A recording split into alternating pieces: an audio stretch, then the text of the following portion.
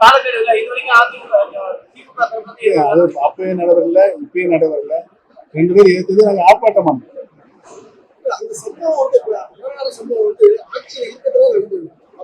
ஆட்சியில் இல்ல, ஆட்சியில் இல்ல, அது இல்ல.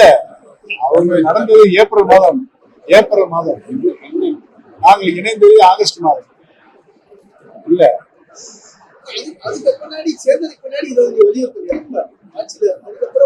எத்தனை பேரே சொல்றீங்க, போய் செக்ரட்டரிகளுக்கு சேம்பருக்கு போய் தேவையில்லாம கெட்டவர் வருதுங்க, மேல விரைவா முடியும்.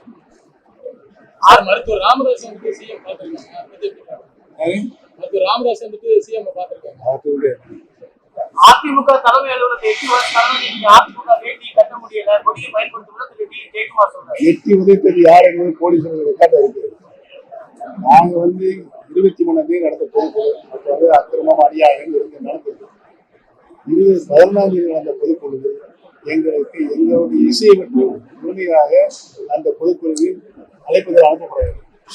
அதனால் எதேச்சாக நடத்துவதாக பொதுக்குழு அல்ல என்ற முடிவு செய்து நாங்கள் தலைமை கழகத்திற்கு அமைதியாக எங்களுடைய கார்களை பயணித்துக் கொண்டிருக்கிறோம். தலைமை கழகத்தில் இந்தியன் பேங்க்கு 1 கிலோமீட்டர் தூரம் இருக்கிறது. நாங்கள் இந்தியன் பேங்க் அருகில் சென்ற பொழுதே எங்களுக்கு வன்முறை தாக்குதல் நடக்கும். அதுதான் உண்மை. அது எல்லா கீப்பிங்ல இருக்கு. சிசிடிவில கேமரால இருக்கு. போலீஸுக்கும் கூட வந்துட்டு இருக்காங்க. அவங்களே இருக்கு. 1 கிலோமீட்டர் தூரத்திற்கு நாங்கள் வருவதற்கு முன்பாகவே காலையில் 8 மணிக்கே நாங்கள் வருவது தெரிஞ்சு கூட்டிட்டாங்க. இங்க வெளிக்கேட்ட தமிழ்நாடு வெளிக்கேட்ட போட்டு 300 பேர் சேரப்பட்டு உட்காந்துருக்காங்க. நடு ரோட்ல மறிச்சு இதுதான் நடந்தது. நீங்க இருந்தீங்களா? நீங்க பாத்தீங்க. அதை பார்த்துட்டு திரும்ப எங்களை கேள்வி கேட்ட நீங்களே சாட்சி.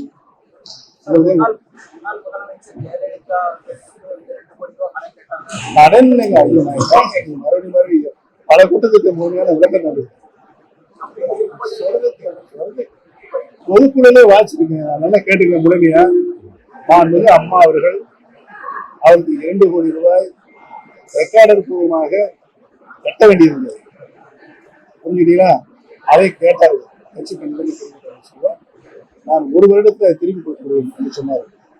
நான் காசோலையமாக கொடுத்ததும் அதற்கு அடுத்து நடைபெற்ற பொதுக்குழுவில் நான் வாசித்திருக்கிறேன். பொருளாதார முறையில் அந்த வரவு செலவு வரும்போது மாண்புமிகு அம்மாவுக்கு 2 கோடி ரூபாய் காசோலையாக தந்ததை வாசித்திருக்கிறேன். மீண்டும் மாண்புமிகு அம்மாவில் பொதுக்குழு முடிஞ்ச பிறகு கொடுத்துட்டாங்க. செக்காவை கொடுத்து அது வரவாயிடுச்சு அக்கௌண்ட்ல. அதுக்கு அடுத்து நடந்த பொதுக்குழுவிலையும் நான் வாசித்திருக்கேன். பொருளாதார முறையில் வரவு செலவு நியாயமான பொதுக்குழு அப்போ நீ வாசிக்க விட அதை முடிச்சுட்டாங்க.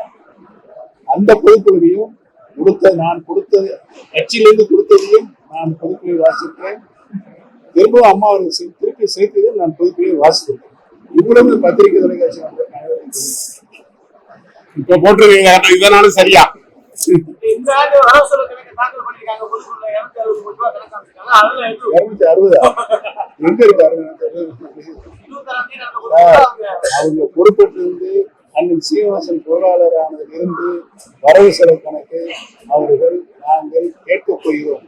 கோர்ட்ஸ் மூலமாக அதற்கு அவங்க தக்க பதில் சொல்லி ஆகணும். தமிழக அரசு பொங்கல் தொகுப்பு 1000 ரூபாய் அறிவிக்கல. பத்தாது என்று ஏற்கனவே நான் அறிக்கை முறை எழுதியிருக்கேன். 3000 கோடி ரூபாய் 3000 ரூபாய் தர வேண்டும் என்று அறிக்கை.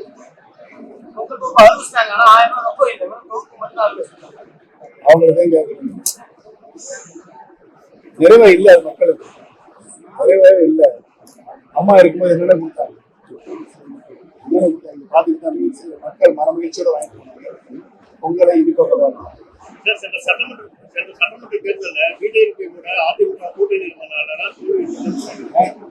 சட்டமன்ற தேர்தலில் பிஜேபி கூட அதிமுக கூட்டணி இருந்தனால பாத்தீங்கன்னா சட்டமன்றத்தில் ஜெயிக்க முடியும் குற்றச்சாட்டு. இப்போ எடப்பாடி பிஜேபி கிட்ட வெளிவந்த பிறகு சிறுபான்மை பாத்தீங்கன்னா போயிட்டு எடப்பாடி சந்திக்கிறாங்க. இப்போ எஸ்டிபி நடத்தக்கூடிய மாநாட்டு கூட இபிஎஸ் அழைப்பு கொடுத்துருக்காங்க. உங்களை யாருக்கும் தேர்தல் முடிவு வந்த பிறகு உண்மை நிலை தெரியும். உறுதியாக இது நாடாளுமன்றத்துக்கான தேர்தல். பாரத பிரதமர்களை தேர்வு செய்யக்கூடிய தேர்தல். அந்த தேர்தலில் பாரதிய ஜனதா கட்சியின் தலைமையிலான கூட்டணி தான் உறுதியாக வெற்றி பெறும். மீண்டும் 3ஆம் முறையாக திரு நரேந்திர மோடி அவர்கள் நாட்டினுடைய பிரதமராக வருவார். அதிமுக கூட பாஜக கூட்டணியிலே மீண்டும் புதுக்குழு அறிவிச்சிருக்காங்க. இது சாதகமா இருக்குமா பாதகமா இருக்குமா? இது எப்படி பாக்குறீங்க? யாருக்கு? அதிமுக. எடப்பாடி பழனிசாமி நீங்க எல்லா பத்திரிகையும் எல்லா பத்திரிகை நீங்க எழுதிட்டீங்க.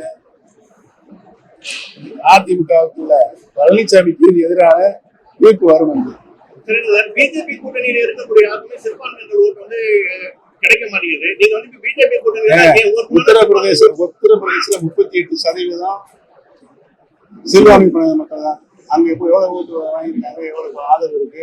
மிகப்பெரிய ஊர்வலமே ரோட் ஷோவே இஸ்லாமிய பிறப்புகள் நடத்தி காட்டினார். அரசியல் கட்சிகள் ஆதரவாக சார், எங்களுக்கு அனைத்து அரசியல் எங்களோடு இணக்கமான அரசியல் கட்சிகளுக்கு நாங்கள் பேசிக் கொண்டிருக்கிறோம். அது முடிவெற்றோடு உங்களுக்கு அறிவிக்கிறோம். ராமர் கோயில் திறப்பு விழாவுக்கு உங்களுக்கு அழைப்பு இருக்கா? நீங்க பங்கேற்பீங்களா?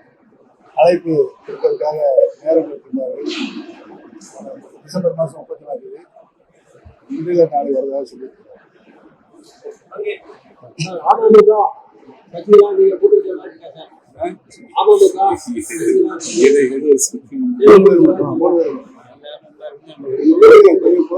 கால அவகாசம் கொடுங்க, உங்களை சொல்லிட்டு நாங்கள்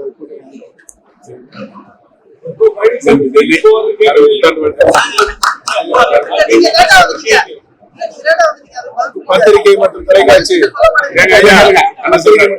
நண்பர்களுக்கு எங்களுக்கு இதே உருவமான இனிய புத்தாண்டு வாழ்த்துக்களையும் உங்கள் பிறநாள் வாழ்த்துக்களையும் தெரிவிக்கிறேன்.